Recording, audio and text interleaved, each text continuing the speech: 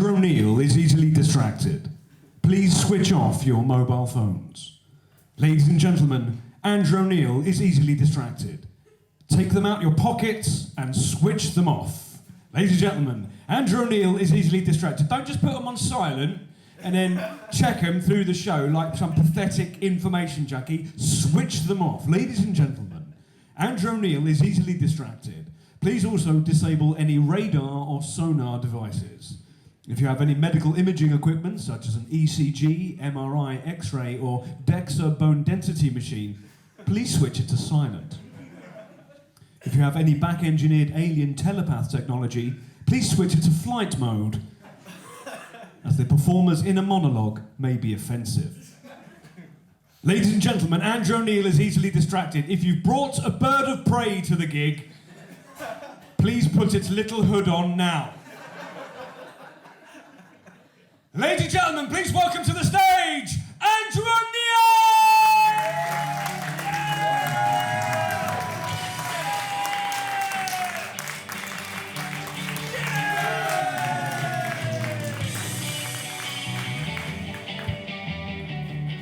Jingle bells, jingle all the way. Oh, what fun it is to ride in a one-horse open sleigh. Hey! Jingle bells, jingle all the way. Oh, what fun it is to ride in a one-horse open sleigh.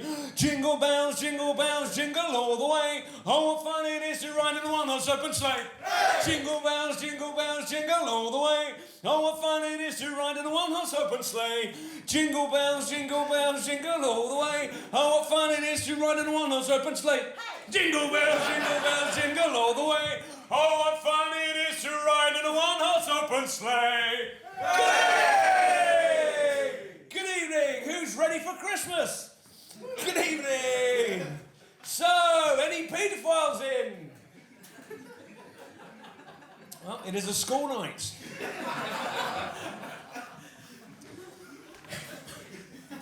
Here's a little tip for any paedophiles keeping quiet. Buy your underwear from Primark.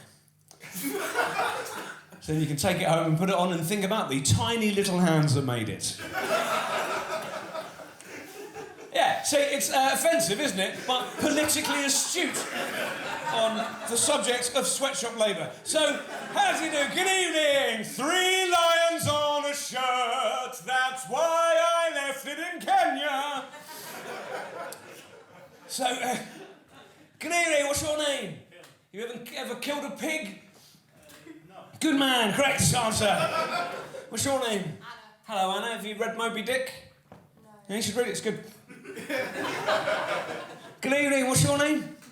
Oh, hello, Lozzie. Lozzie, do you ever worry when you're going through the metal detector in an airport or through the alarm system in a shop? You might set it off just with your mind. I'm worrying too much, they'll know! Me neither. Because I got a tin-foil hat. Now, not getting my thoughts!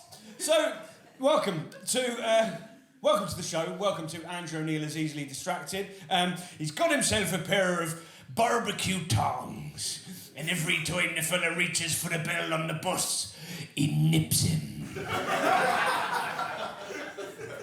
So good evening, welcome to the show. Welcome to Andrew O'Neill's Easily Distracted, a show I have not done in 5 years. So, flying by the seat of my pants. Now, welcome. So, this show's called Andrew O'Neill is Easily Distracted because I am easily distracted.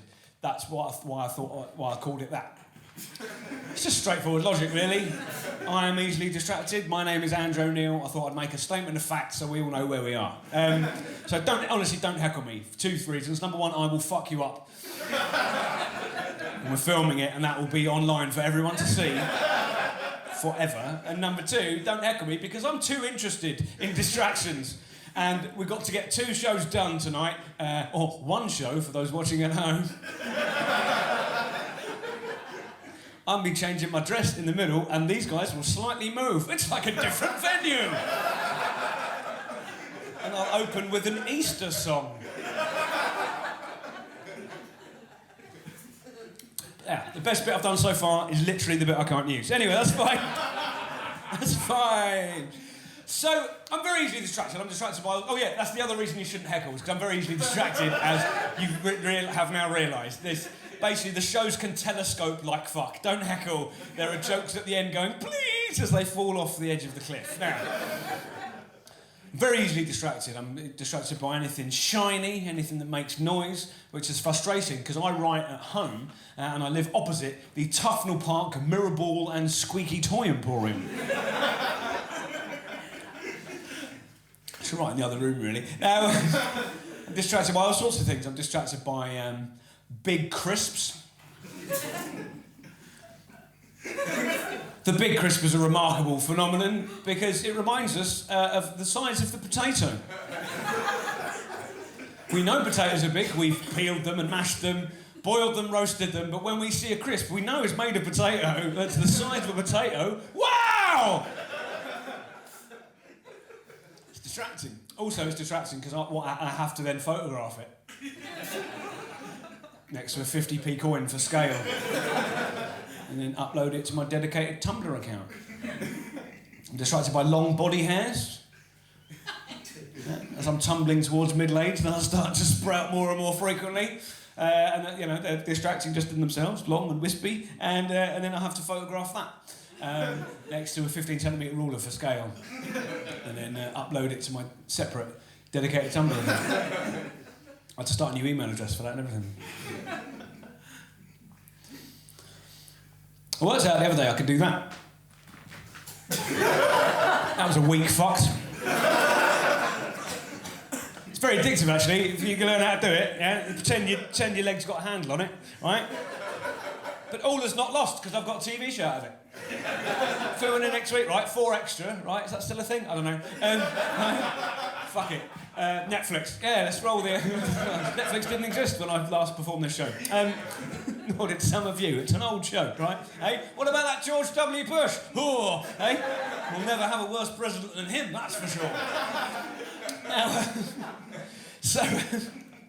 yeah, it's just me. It's filming it next week. It's just me for an hour doing that to a selection of Tom Waits tunes.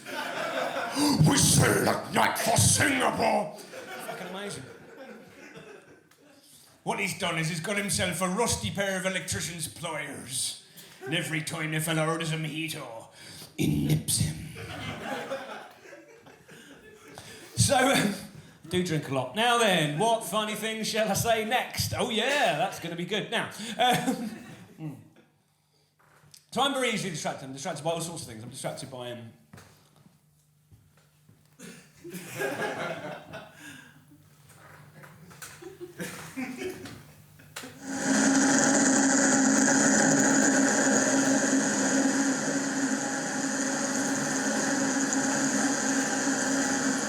probably the internet's the thing I'm most distracted by.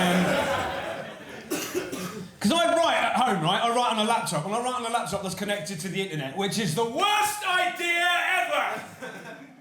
I write on a laptop connected to the internet because I got bored of writing on my typewriter that was welded to a circus.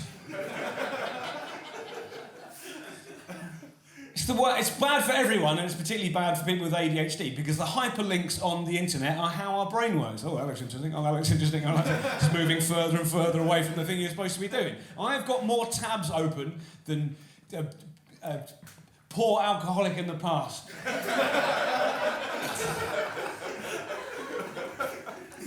That's a new line for today. Worked moderately well. Quite like it, actually.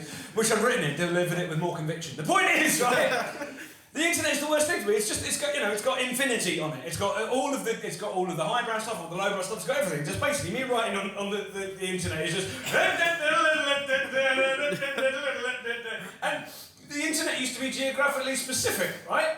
You used to, some of the young people won't remember this, you used to have to go to the room that the internet was in. When I first got the internet, it was plugged tied to it. I'm going to go and use the internet now, bye. Right? I have to leave you where you are and go to where the internet is, in the library, right? Or in the upstairs spare room. Right? But now the internet follows us around. It's on phones, it's on tablets, it's in smart fridges, it's in implants, it's in the barcode at the back of my neck, the alien technology imprinted in my brain, right? Uncle Vernon. It's, Turn the key, this is a hog, oh nice. Anyway, the internet follows you around, and that's the worst literally the worst idea ever. So what I try and do is I try and outwit the internet by switching it off. Because, right? Because that works. Because otherwise, I'm just basically my day consists of sitting down and going, right, I'm going to sit down and do some writing. Okay. Oh, I just better answer this email, and then I open the email, and then I go through my emails, and then I go on Facebook, and then I go on Twitter, and then I go on Instagram, and then I go back to the reply from my email, and then just Facebook, and then Twitter, and then Instagram, and then I go back, ding, and then ding, and then just. And then 3 days later, no work has happened. All of my entertainment is now funneled through the thing I'm supposed to be doing work on. It's the worst idea in the world, and it's on my phone. But you switch the internet off, and then the Wi-Fi is still working. So you have to put you have to basically strap your phone to the cat and send the cat out. Right? Because you can get it back. I've conditioned him I hit his dish, and he comes in. So if I really need it, I can get it back. Fuck was that? I am distracted by my own brain. The problem with this show, right, is that I indulge it, and it's more entertaining for me than it is for you. Oh, that's a good idea. Oh, sorry, I'm doing a show. Oh, my mother-in-law. Here we go. Right, so fat we had her killed. Now, so I'm going to look at this. This bit was going somewhere, I'm sure. Oh yeah, right. I've written down circus. That was good. Remember that bit? That was a good bit. The point is, right. So what I do is I instead of just getting lost in arguments under YouTube comments on Slayer videos, they're not death metal, you fucking idiots, right? Black and thrash. That's more early Sepultura. So I switched the internet off, and then I put my phone on airplane mode, and I put it on the top of my wardrobe, out of harm's reach, right? I start writing. This is good. I cleared it. I cleared the decks. This is great. Don't even have the radio on. It's too distracting, right? Let's let my mind do the thing. It's the sort of deep thinking that people would do in the past. And then I go, but which wife was Jane Seymour? Because otherwise, that joke's not going to work. I need to find out which wife was Jane. And then I look over at where the router is, and I go, it'd be all right. It's just going to be fine. I'll just switch it off, obtain the one piece of information I need in a swift and efficient manner, and then I'll switch it off again and get back to the writing I was doing, a joke about Henry VIII. It's going to be fine. I'm just going to look that up. Yeah, I could look it up in the book I've got on it, but what is this, the 90s? I mean, okay, all right. I'll just have one drink. I'll just have one heroin. I'm driving. Click. Hotmail, Facebook, Twitter, Instagram. Hotmail, Facebook, Twitter, Instagram. Hotmail. Just followed my own hair. So yeah, breathed in my own hair. My own hair is trying to distract me. Anyway, 4 days later, I've done no writing. I've learned fuck all about Jane Seymour, but quite a lot about the Satsuma Rebellion. It's not but fruit. I found there's lots of different ways to try and stop myself being distracted. Turn off the internet is one. Try not to look at screens, that sort of thing. Go for walks, long rambling walks, that's good. That frees up my mind, helps me kind of come up with ideas. Actually, swimming's a good one. I did a lot of swimming when I was in Australia. Do you have any Australians in? No. They've got beautiful swimming pools in Australia. The best swimming pools I've ever been to. Huge, everyone's an Olympic-sized pool, and they're absolutely gorgeous. And everyone is really, really good at swimming.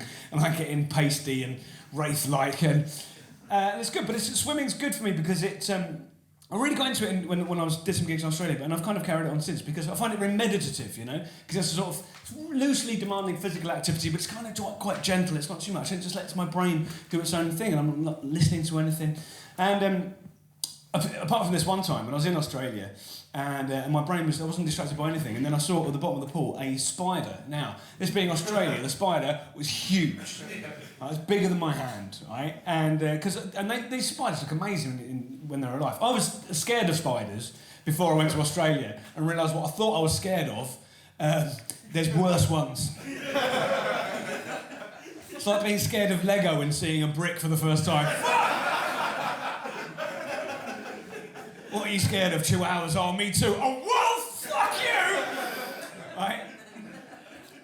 Me and my cousin, who is also an arachnophobe, which is like, initially I thought, how can you, you can't be scared of spiders and live in Australia, and then I put two and two together. I'm like, no, actually, that makes more sense. Your ones can kill you, right? We got drunk and decided to cure our arachnophobia through touching a huntsman on the abdomen. It's a type of spider, not like a right-wing American. That would cure nothing apart from being alive. It'd be funny if I said a really good way to cure it is go and get drunk and touch a huntsman on the abdomen. Gun crime in America has gone up. I'm going to do it actually, and then I'm going to get next time I go to America. I'm going to find a huntsman and I'm going to rub him on the abdomen, and then, like I did in Australia, I'm going to bring its exoskeleton home in a little tub. We went into his shed, and they're huge. Huntsmans are again palm size, hand size, or bigger. And I was like, yeah, and and if you shine a light on their eyes, it's like shine back like cat's eyes. And I was like, and it went. Oh, that's more scared of me than I'm of it. And then we went and got drunk. Job done. Not scared of spiders anymore. Anyway, this was before this happened, and I saw a spider in the swimming pool, and I shat myself. Not literally. That would have been a very different story. People got thrown out of the pool, banned. Anyway, what's the show called again? The point is, I got scared by the spider. And I was swimming, and when they're alive, these beautiful arachnids, they're gorgeous things. They're really elegant and kind of sinister looking and sleek and like a wonderful piece of architecture. But this was dead, right? And I went and got the guard guy, and he got a little net, sort of fished the spider out, and it was such a poor, sort of, really kind of melancholy sight, this dead spider, because when they're alive, they're incredible, and it was just limp, and it was obviously sort of dead, and it was just kind of horrible. And then, but what was actually sadder than the sight of the spider, I think, was the sight of his little towel it had left on the side of the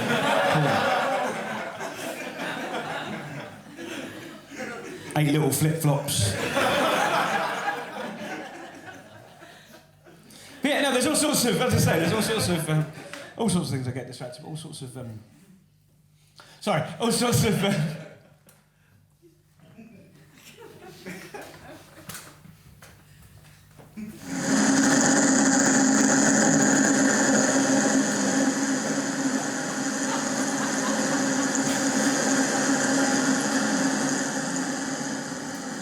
But probably the worst thing I get distracted by is...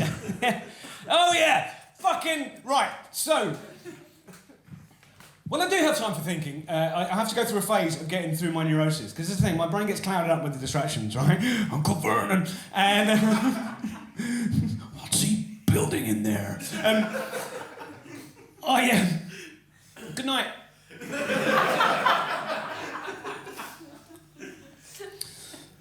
We'll put all the words together in the right order in the edit. That's going to go after the ad. Oh, yeah. I get a lot of, thoughts that disturb me, and a lot of thoughts that pester me, and a lot of things that I have resentments about. Have you ever met anyone so posh they sound foreign?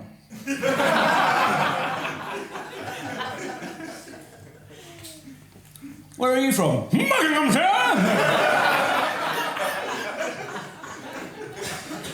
Russia or something? I've got a bit of a class watch chip on my shoulder. I didn't before I started doing comedy, but there you go. There's the breaks. Jack Whitehall. Now, I don't resent Jack Whitehall's career. I just resent his face being everywhere! Everywhere! It's like Big Brother! Fucking everywhere! Also, he employed a team of writers from day one, so his career is basically he's the Milli Vanilli of comedy. Really considerable.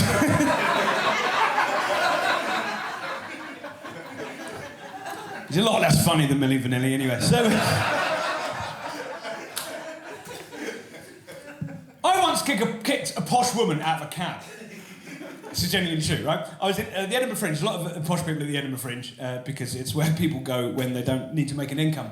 And I was on the way. The Fringe is the only time of year. So those of you that don't know, Edinburgh has this festival and there's a fringe attached. The Edinburgh Fringe is the biggest arts festival in the world, and every August we flood that city with drama student dickheads and wannabe comedians, and increasingly extremely successful comedians who go there and take all of our punters away. And Gervais! And now Stuart Lee! And the point is, right, no, because he's independent, it doesn't matter. He can do the things wrong and no one will complain. Don't do the big venues, says Stuart Lee, but didn't you 3 years in a row? That's how you got your TV show. Anyway, don't be with the big agent. You were with Avalon, they're the biggest one. That's fine, no, it's different. It's different. No, you are punk rock and DIY. The point is, right, the simple point is, right, it's fine, it's very good. Where was I going? Fuck, I've totally fucked that up. I haven't fucked it up, I just forgot what I was... Oh, the fucking, right. I once kicked a posh woman out of a cab at the Edinburgh Fringe, right? I genuinely kicked a posh woman out of a cab. It was a few years ago, quite a few years ago now, and me and my wife, right? I know, I was surprised. You fuck other people though, get involved. Is it an advert? Is it a joke? Yes. The point is that we were, it was the end of the Fringe. The Fringe is the only time of year I do anything approaching real work, right? I do sometimes 5 or 6 shows a day. It's physically exhausting. I'm there for the whole month. And by the end, I'm really, really ready for home. I'm homesick, I'm tired, I'm drained. And we got a megabus home, because it hadn't been a pretty successful year. And the megabus was at 3 in the morning, right? So basically, that's fine, sleep on the bus and go home. And we ended up getting a cab to the megabus, which cost more than the megabus. Now, the reason for the megabus was that Stephanie, my wife, I know, I was surprised, right? She was menstruating. And I'm aware at this point the room's just gone, and right, because isn't it just female comedians that bang on about it all the time, right? But all the time, right? Men would, if we did, fuck, of course we would. Period is the most heavy metal thing ever. Fucking, it's totally metal, right? There should be a Cannibal Corpse song called "I Bleed for a Week," right? Seriously, if you're a woman, you want to be in a metal band, just use a moon cup and in the middle of the show, pull it out, splash it on your own face, splash the remainder on the audience. You are more metal than fucking Watain will ever be. And if you're a straight man and you haven't tasted it, you're not a real man.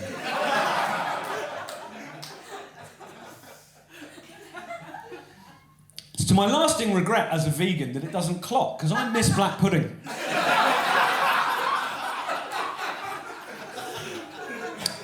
Them's the breaks. The point is, Stephanie was on her period, right? And she was in a lot of pain. And she went through a phase of them being like, really kind of knocking her out painful. And she was on codeine. Now, at the mention of codeine, most of the women in the room are going, nom, nom, nom, nom, nom, nom, nom. I don't do gendered material, right, generally, but because of the menstrual cycle, most women have a closer relationship with the opiate end of painkillers than most men do. Nom, nom, nom, nom, nom, nom. And, right? And she was tripping off her tits. Right? She was just she was floating about. And so I had to kind of take the stuff down to the cab, right, that was waiting, and then kind of install her in the cab, right, and she was sort of playing with the light on the door. And then I went back upstairs to get the rest of our stuff. I came back down and I was confronted by an odd sight. There's my wife in this cab, plus this posh woman also in our cab. Like a pirate. Now, the cab driver clearly didn't know what was going on, right? He hadn't asked, he'd just seen it happen. Stephanie didn't know what was going on, because she was on another fucking planet, right? And so there was this odd standoff where I had a load of bags to put in, this posh woman had a load of bags, and I said, "Excuse me, you're in our cab." And she just looked blankly at me, and was like, excuse me, you're in our cab. It's nothing. Do you speak English? Yes! Okay, fuck, right, okay. And like, you're in our cab. She goes, no, but I need this cab. And I went, right, no, it doesn't work like that.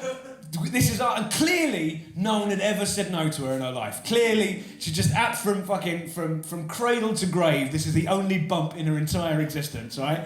And you're gonna have to get out a cab. And she was just like, but I have to get to the station. I'm like, I don't, this is, we booked, you can, right. So I had some truffles in my pocket, right? I tried pulling her stuff out, but she just looked at it, thought I was helping, right? You take those to the station, if you wouldn't mind. I had some truffles in my pocket, and so I pulled one out and threw it on the ground, and she was out like a fucking shot. It's a trick I've learned during the Fringe, right? If you want to get drama students out of the way, truffles, oh fuck, right?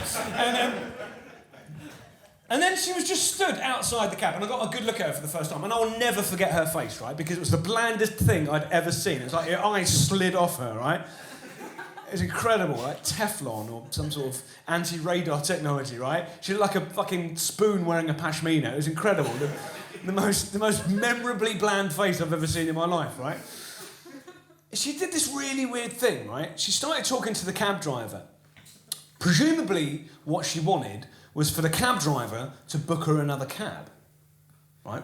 Okay.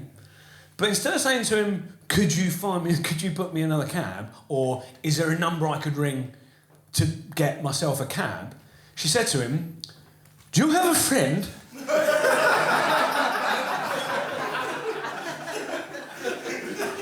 And the cab driver went, yeah? No, do you have a friend? He's like, yes, I've got lots of friends. No, do you have a friend? And I've no fucking clue how she gets through life. Just going around, hello there. Table for two, please. No, sorry, love, this is Sainsbury's. No, I want to eat. No, it doesn't really work like that. Yes, I'll have Rioja, spaghetti bolognese. No, it's Sainsbury's. You've got to go and get the ingredients and sort of make it. Do you have a friend? Just... So I looked at the driver looked at me, and I looked at her and I went, fuck off! It's the only language they understand. She went off, and I sat in the cab and just exchanged a glance with the cab driver. Just both went, Just the sound of working class solidarity in the 21st century. What are they like?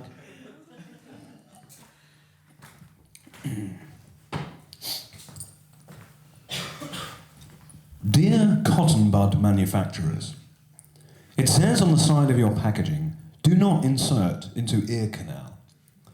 I feel it's only fair to let you know that the only reason I buy your products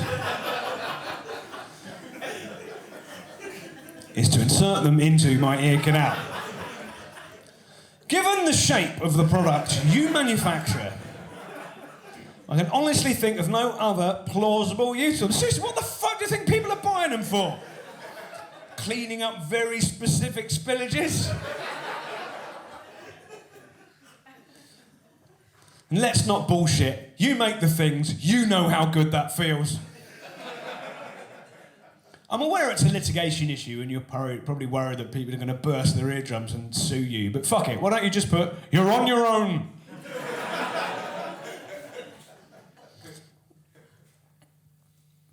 Yours sincerely, Andrew O'Neill.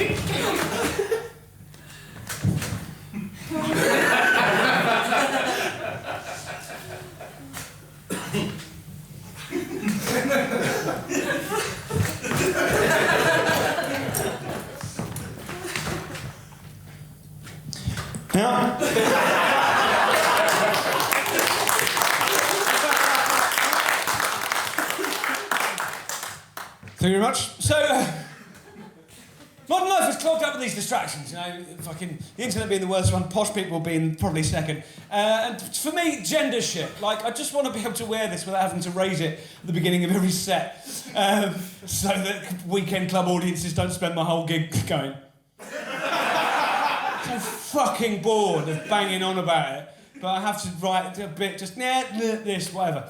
Because I'm a transvestite, those of you that haven't been keeping up with the box set, that's my career. I don't really like the word transvestite, I prefer the phrase abomination before God. Deuteronomy chapter 22 verse 5. I quote, "The woman shall not wear that which pertaineth unto a man, neither shall a man put on a woman's garment, for all that do so are abomination unto the Lord thy God."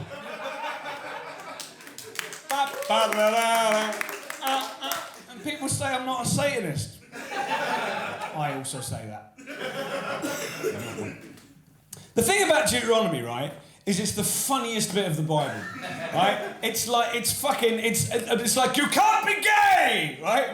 Because God will kill you. And then 22:12, make tassels on the four corners of the cloak you wear. It's like the top tips in Bella. Put a rail around the top of your house so that your guest doesn't fall off and die. That's in there. A drop of lavender oil on your toilet roll will freshen the room. That one's not in there.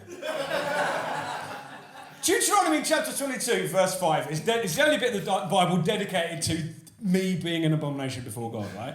But the fucking pick and mix nature of Deuteronomy means that the next two verses run thus, right? So basically, don't be a tranny, right? Fuck you, God will fuck you up, right? Slags, right? That's it. What the fuck's wrong with you? You a bird or what? Fucking hell, we're it, right?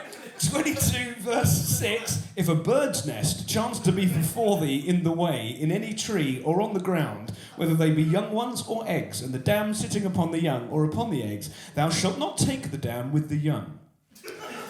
22 verse 7, but thou shalt in any wise let the dam go, and take the young to thee, that it may be well with thee, and you mayest prolong thy days. Two on bird's nest etiquette, one on this shit. Angry right-wing Christians are focusing on the wrong shit, simply according to the maths.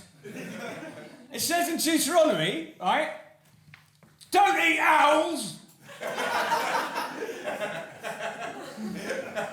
Now, I've been vegan since the 90s, right?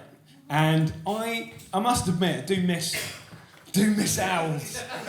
They've never really managed to make soy protein really have the flavour's sort of there, but not the texture of owl. You just can't get good vegan owl meat. I've never, in my meat-eating days, I would eat pretty much anything. Never been squeamish, but I've never looked at an owl and thought, nom, nom, nom, nom, nom, nom. How would you begin to eat an owl? Like, unscrew the head? But you wouldn't be able to do that, because it would spin round and round and round, wouldn't it? Like a child-proof cap on a medicine ball. You'd have to push the owl's head down and then unscrew it. And then pour out all the jelly beans inside. I imagine an Easter egg scenario.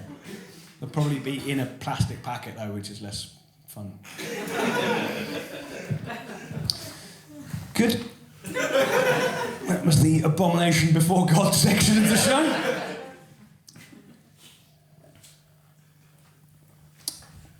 When I was writing this show, I was particularly easily distracted, and a friend of mine said, "Oh, you've probably got ADHD," and I was like, "Nah, no, I haven't. Do you want a cup of tea?" And she said, she made me read a chapter of a book, which basically went, "Dear Andrew O'Neill," seems very specific. "You have ADHD. Sincerely, the writer of this book." And I go, "All right, maybe." So I started doing online tests for ADHD. A lot of online tests. Instead of writing, what I did was I spent a week doing online tests for ADHD, right?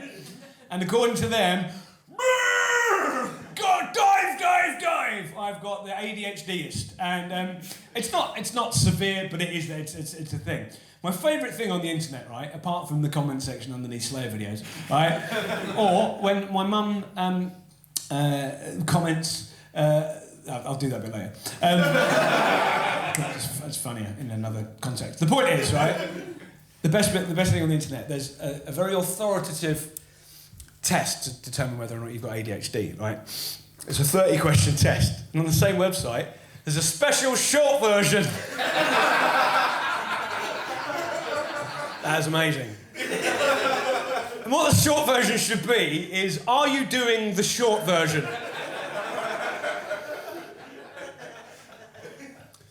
But I was panicking because I found that, you know, this was a period in my life where I'd been doing stand-up comedy full-time for quite a while, right? And I was finding it increasingly hard to actually sit down and write jokes. When I had a day job, right, I would distract myself from my day job by writing jokes, because my brain went, well, this is boring, do something else, right? This is what you're supposed to be doing, do something else. And I wrote jokes, and that was the beginning of my stand-up career. Now, it's my job to sit down and write jokes. My brain goes, you should probably work in a student union shop selling cigarettes to dickheads, right? So I tried to find ways of overcoming this. You know, I did things like I tied my legs together so I couldn't do that anymore. I stopped buying crisps entirely, you know, just Cheetos, spicy Cheetos. Because they're standardised. So they're maize. You don't get one of them and go, oh, I remember how big maize is. I don't know how big maize is. One maize, please. Feed a family on one maize. Depending what it's made out of. You can feed a family on Hampton Court maize, couldn't you? Really? You were that behind? Don't feed your family on the crystal maize, though. It will hurt their mouths. Richard O'Brien will have nowhere to live. Right, okay, I'm going to finish the show. And we'll move on to the one that's a lot more slick. It's a mess. Right, so... oh, fuck, what was I talking about? ADHD, shit. It's weird. This is weird, because I'm plugging into when I was at my worst, and... isn't it warm? Yeah, that's right. I needed to do some... I had a deadline for a project, and I was also running very low on money, so the money from the deadline was...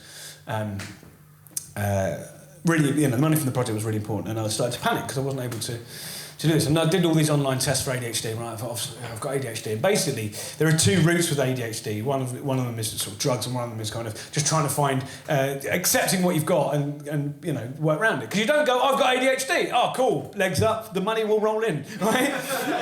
You don't go, oh, good, I'm very slightly mental, not enough for medical treatment or sympathy, but enough, right? So put my legs up and the money rolls in. It doesn't work like that. So I decided that, okay, I needed to take a drastic step. And what I did is I went to my parents for a week to finish this writing project. Now, my parents' house is a lot less distracting than my flat. For a start, my flat's got all my stuff in it. It's got my guitars in it. It's got my wife in it. And she's at work. The rest of the time, that's where she lives. It's part of the deal. It's part of our deal we've got. We got married. She went, we should carry on living together. I was like, that makes sense. The point is, right, it's nice to someone donate their dressing gown to this. Don't want that, it's getting cold. The point is, right?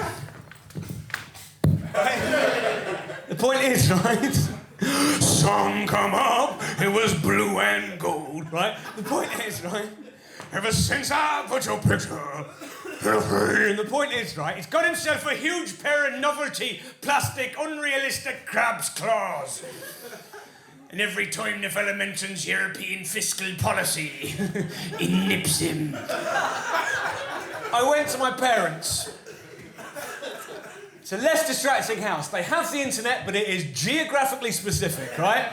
They have the internet, and they keep it upstairs with a door, with a lock on the door, and in case my mum gets an email she doesn't like, she can lock the door, and it's fine, right? That is where my mum does her interneting. That's where my mum writes letters to me about personal things in the comment section underneath photographs on my Facebook fan page. That's how my mum communicates with me now. I'm doing a gig. Are you coming round to ours on Sunday? Not, really not. No, I mean, I'm a fairly open book. I don't pretend to be some fucking cool thing I'm not. But it's really that, no. If you spoke to Stephen, not here. Right? Not here. Dad's been at the doctor again. It's good. My fans don't need to know that. It's all right. Facebook doesn't fucking show anyone anything anyway on my fan page anymore unless I pay for it. I'm not doing that with her stuff. So, I thought, this is fine. I'll go with my parents, right? I'll go with the parents. And I'll use the internet there, and if I need to, but it's in the room. They haven't got Wi-Fi, it's geographically specific, and also, it's the slowest thing on earth, because my dad downloads every single free toolbar, anything ever. My dad loves a freebie. He's like, oh, so I love that, right? Fucking shit that pops up, and just, it's like that much internet, and that much Ask Jeeves, and fucking like, it's like the layers of fucking geology of just what free shit was available like, over the last 10 years since he's had the computer. Oh, see, this is, you can see how old my dad's computer is by counting the rings. So I went to my parents and right, it's fine, I need to do this thing. But the problem was, and this shows you how old this fucking show is and how long ago this was. It was the week of the royal wedding, the last big royal wedding. And I am a monarchist? No. That would have been a curveball, wouldn't it? And I'll finish this show, ladies and gentlemen. All right, the national anthem. Stirring fucking nationalist show. If you want stirring nationalism, watch any 20-something male comedian in a regular comedy club. You'll find it there. The point is, right, the guy moaning that people say he's got white privilege. He was white. He has got that. Anyway. And then he said to the black compere, could you believe that? And the guy's like, I don't want to have a fight with you, but I might do. That was the feeling I got. Anyway, what? So, the royal wedding, right? I have no fucking interest in the royal wedding because I fucking hate the monarchy. It's an embarrassment. It's an absolute fucking embarrassment. Second only to the Donald Trump thing. It's just like, oh God, I feel it's pathetic. It's outdated. We live in the 21st century. We should not have to fucking bow and scrape to that bullshit fucking institution. It's gross. It disgusts me. But they know how to put on a show. I fucked it. Shiny and noisy. You want shiny and noisy? I'll put a fucking royal wedding on the television considerably bigger than my parents need, right? Also, higher up on the wall, right? They've got lazy boys, and that's what they do. It's fucking amazing. Right? They're not fat, but they're like the people in Wall-E. They're just like, that's us. Fucking whiskey. All right. So fucking amazing. It's like they're in a space shuttle. Stick it on the ceiling. Anyway, the royal wedding was on, and I was hours away from my deadline, and I couldn't stop watching it. It's the shiniest noises. They've got fucking trumpets and flags and gold and shiny. Like, basically, if magpies, right, ever grew the size of dinosaurs, royal weddings would be severely fucked.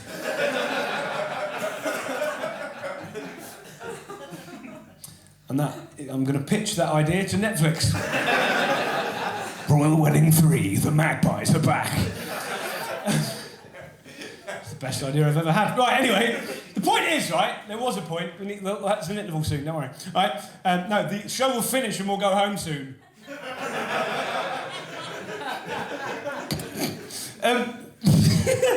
Fucking hell, I should not be enjoying the show more than you are. Right.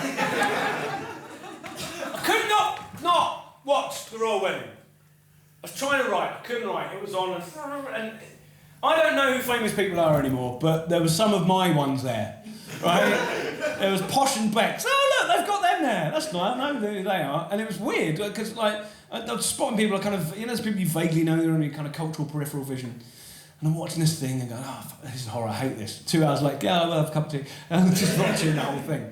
And then I saw. You know, I was trying to guess these celebrities because it was a very strange Hello magazine affair. It was like the royal family who I recognise, although fucking hell, they've aged, right? Since I last paid attention. And then these kind of like A-list, B-list celebrities. And then I saw someone I didn't like, right, I recognise this person. And it was just that You know that kind of tantalising thing, where do I know that person from? You particularly get it with voiceovers. Oh, I know that voice, and you can't, and it's like little neural networks kind of firing off and trying to discover where it is. Oh, it's John Nettles, right? And I know that. No, don't tell me. I know who that is. I've seen her before. I recognise that face. And that's the woman I kicked out the cab. The woman I kicked out the cab in Edinburgh a few months later was, I shit you not, at the royal wedding. I kicked her out of a cab. She's a bit dressed up when she's not the main event. What? Who's Kate Middleton?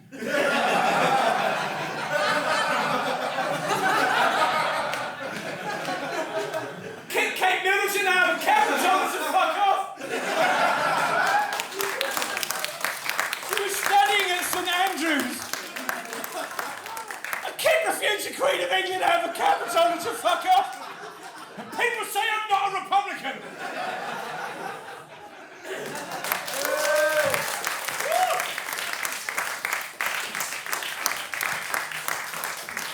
But I didn't get the work done. And I missed my deadline. And for the first time ever in my life, I had to borrow money in order to pay rent. And it really undermined me. It was a horrible thing, because I've bumbled along doing my thing and I've kind of got by. I've never had any spare money, but I've had, just about enough. And it was a really horrible, undermining feeling. So I ended up going to the doctor and ended up being properly tested for ADHD. And she told me I had it, and she prescribed medication for me. And I got it, but I didn't take it, because I suddenly realised that I could change my brain. And then I had to weigh up whether or not I like my brain. And I do, right? Because I have ADHD that I've got burned, and I come up with... I don't sit down and write most of this shit, right? Who would write this show, sat down going, right, fuck it. I didn't know what to do in Edinburgh that year, so I decided to write a show about how difficult it is to write a show, having my cake and eating it, right? And I decided, no, I don't want to take medication. I don't want to medicate my brain for several different reasons. Number one, I'm absolutely terrified that I will lose the one thing I'm fucking good at, right? I'll lose my stream of ideas. Number two, I am never bored. I don't get bored. I don't, because I'm right? Bath time for me does not require a phone or a tablet. It just let the shit happen, right? Shit I've come up with in the bath, right? Number one, right? Neeps and Titties, the name for a strip joint in Glasgow. Number two, Alco Pops, the name for a boozy father. Number three, I worked out while in the bath the reason why EastEnders is so bleak. Do you want to hear it? Go on. Yeah? Right, thank you. An abrupt end to the show otherwise. Nope.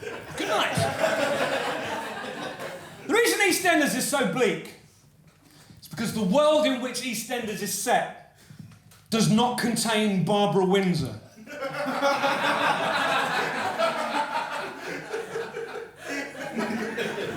Because if it did, every single time Peggy is in the pub, someone will come and go, "You Barbara Windsor?" So, no, I'm not. I'm Peggy Mitchell. But you you sound. The thing about you look like her, but she's got a very distinctive voice, and you've got exactly. You're Barbara Windsor. There'd be and that would be like displacing all the plot shit that was happening. She wouldn't be able to work in a pub, particularly in the East End. Barbara Windsor, crazy to be around all the time, fucking. They only killed their own, didn't they? So look about humans, they only kill their own. But no, I've decided I like my brain. I've decided I'm not going to medicate it. I've decided I'm going to occasionally tie my legs together, occasionally turn the internet off, and I'm going to fucking I don't care. Sometimes I don't care if sometimes I'm distracted. It adds to the texture of.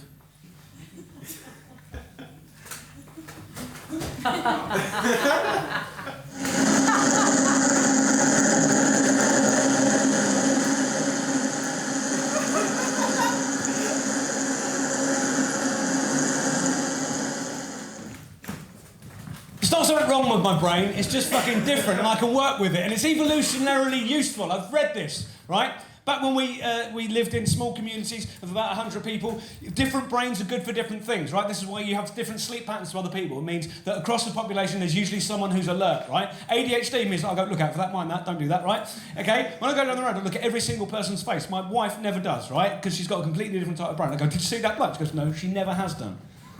Because neurodiversity is evolutionarily useful, right? And the fucking bullshit box, the Victorian Industrial Revolution society that we're still ludicrously living in today. It says you need to be able to get to work on time, do this, do that, right? It's fucking bullshit. It's homogenising us, and it can get fucked.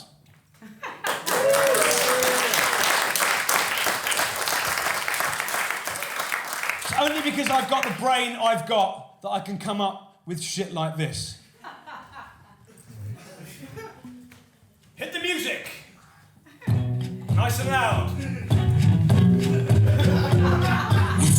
Good night!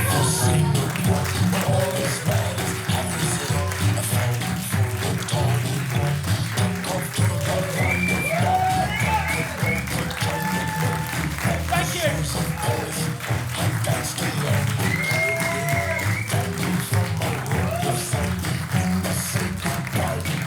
You've been an absolutely delightful crowd. Thank you very much indeed. I'm Andrew O'Neill. Good night.